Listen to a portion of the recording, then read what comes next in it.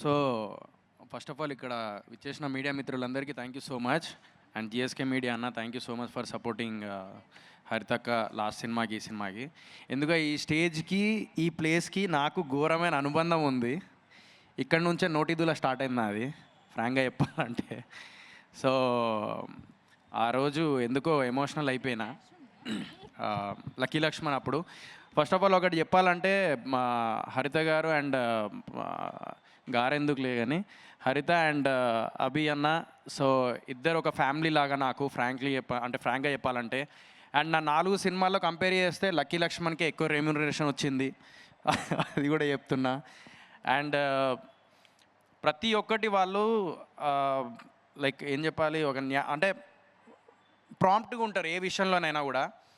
Second thing వచ్చేసి ఒక రకంగా చెప్పాలని వాళ్ళని మోసం చేసిన అనిపిస్తుంది ఒక్కొక్కసారి.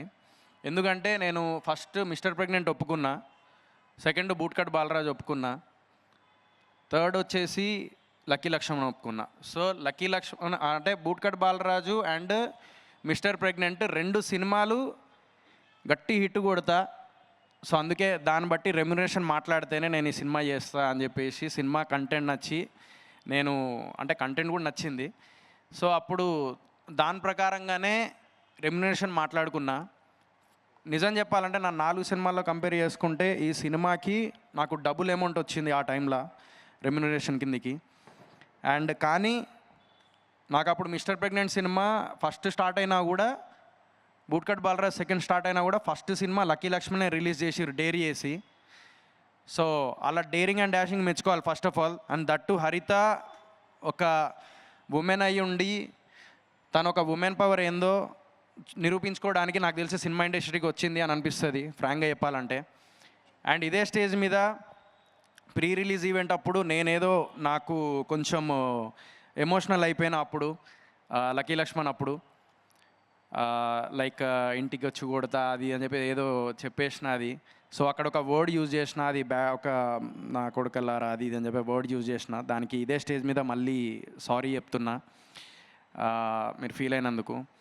ఎందుకంటే బేసికల్లీ నార్మల్గా అందరూ యాక్టర్స్ అందరు బేసికల్లీ స్టేజ్ మీదకి వచ్చేసరికి లేదంటే కెమెరా ముందు రాగానే ఆలోచించి మాట్లాడతారు. నేనేందంటే బేసికల్లీ మీలో ఒకలాగా మాట్లాడతా, అది నాకు రివర్స్ కొట్టేస్తుంది నాకు ఎప్పుడు. సో నేను ఒరిజినల్గా ఉంటా. నేనైతే బిగ్ బాస్లో అంటే రియాలిటీ షోలో ఎట్లున్నానో ఆ రియాలిటీ షో నా క్యారెక్టర్ ఏందో నేను బయట కూడా అంతే, నాకు అనిపించింది నేను చెప్పేస్తా. అది కెమెరా ఉందా లేకపోతే నేను ఇంప్రెస్ చేయడానికి, అంటే నేను మాట్లాడేటప్పుడు ఇంప్రెస్ చేయాలి అంటే నేను ఏదో కథని నేను అంటే దానికి ఒక మాటలు ఏంటంటే క్రియేట్ చేసుకొని చెప్పాల్సి వస్తుంది. న్యాచురల్గా చెప్పేది ఏంటంటే అది ఇండస్ట్రీలో యాక్టర్స్కి చాలామందికి ఏంటంటే న్యాచురల్గా ఏదైనా మాట్లాడదాము, మనకు అనిపించింది మాట్లాడదామంటే భయపడే సిచ్యువేషన్లో ఉన్నాం. ఎందుకంటే ఎప్పుడు ఏం మాట్లాడితే ఎక్కడ దాన్ని కట్ చేసి అక్కడి వరకే కట్ చేసేస్తారని ఒక భయం క్రియేట్ అయింది. సో ఇదే స్టేజ్ మీద నేను ఆ రోజు చెప్పడం వల్ల కొంచెం నెగిటివ్ అయింది, అదంతా అయిపోయింది ఆ టైంలో లక్కీ లక్ష్మణ్ టైంలో. సో ఇదే స్టేజ్ మీద మళ్ళీ నేను సారీ చెప్తున్నా. ఇప్పటి నుంచి నేను ఆలోచించి మాట్లాడతా. సో మాట్లాడేటప్పుడు ప్రతి మాట రేపటి రోజున అరే నాకు ప్లస్ అవుతుంది అని చెప్పేసి ఆలోచించుకొని మాట్లాడతా ఇక. సో ఎందుకంటే ఒరిజినల్గా ఉండాలంటే భయం వేస్తుంది, ఎవరన్నా తిట్టాలన్నా భయం వేస్తుంది, ఏమన్నా అనాలన్నా భయం వేస్తుంది మీడియా ముందు మాట్లాడాలంటే. సో ఈ సినిమా గురించి చెప్తా. నేను స్మైల్ అనే ఒక సినిమా చూసిన మొన్న, smile 2 and also the quiet place అని ఉంటుంది. ఈ 2 సినిమాలు ఏంటంటే డిఫరెంట్ స్క్రీన్ ప్లే ఉంటుంది అనమాట. సో ఇప్పటిదాకా మీరు అందరూ మాస్ సినిమాలు చూస్తున్నారు, లేకపోతే లైక్ లవ్ స్టోరీస్ చూస్తున్నారు, లేకపోతే చాలా థ్రిల్లర్ చూస్తున్నారు. బట్ ఇది ఏంటంటే కొంచెం హారర్ అండ్ థ్రిల్లర్ 2 మిక్సప్ లాగా ఉంటుంది అండ్ డిఫరెంట్ స్క్రీన్ ప్లే అనమాట. అంటే తెలుగు సినిమా ఇండస్ట్రీలో ఇప్పుడు ఈ మధ్యకాలంలో ఇలాంటి స్క్రీన్ ప్లే అయితే నాకు తెలిసి ఎవరు చేయలేదు. ఇది స్క్రీన్ ప్లే ఓరియంటెడ్ సబ్జెక్ట్, ఇది ఫియర్ అనే సినిమా. సో December 14th మీరందరు థియేటర్లో చూడండి, ఒక కొత్త ఎక్స్పీరియన్స్ ఉంటుంది. అంటే ఇప్పటిదాకా మీరు చూసిన సినిమాలన్నిట్లలో కొంచెం డిఫరెంట్గా ఉంటుంది. అంటే నేను చెప్తున్నా కదా, లైక్ క్వైట్ ప్లేస్ కానీ లేకపోతే మీరు లైక్ స్మైల్ 2 కానీ ఇది చూసినప్పుడు నాకు హరిత ఫియర్ అనే సినిమా చూసినప్పుడు నాకు అదే గుర్తొచ్చింది. సో డెఫినెట్లీ ఈ సినిమా మంచి విజయం సాధించాలని మనస్ఫూర్తిగా కోరుకుంటున్నాను. అండ్ ఆల్సో వీళ్ళిద్దరూ చాలా మంచి వ్యక్తులు, వీళ్ళు హరిత అండ్ అభి అన్న. నిజంగా చెప్తున్నా, they are very genuine and daring and dashing. ఏ సినిమా ఏమైనా కూడా వాళ్ళు ముందు అంటే ఒకటే అన్నారు, అరే మన ప్రయత్నం మనం చేసుకుంటే వెళ్ళిపోతాం అంతే, అది హిట్టా ఏంది అనేది ప్రేక్షకులు చూసుకుంటారు.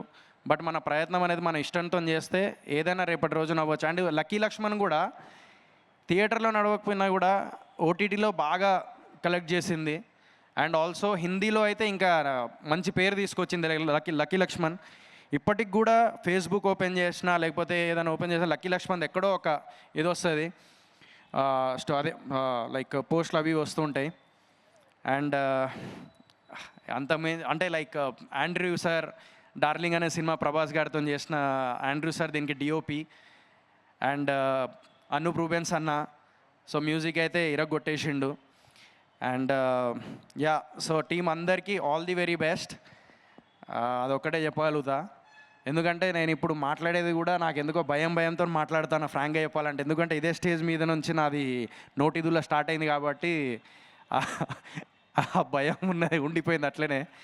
So yeah, thank you so much and all the best. And ticket ఎంత అన్న? టికెట్ ఎంత చెప్పు? 150.00. ఈరోజు అదే నా వాట్సాప్ స్టేటస్ కూడా. మా టికెట్ 1500 కాదు, 150. సో ఎంత ఒకళ్ళ బదులు 10 మంది వెళ్ళొచ్చు మా సినిమాకి. ఓకే, ఎంత? 150యా? కాదు, రిక్లైనర్ నీది 250. 250 వచ్చింది.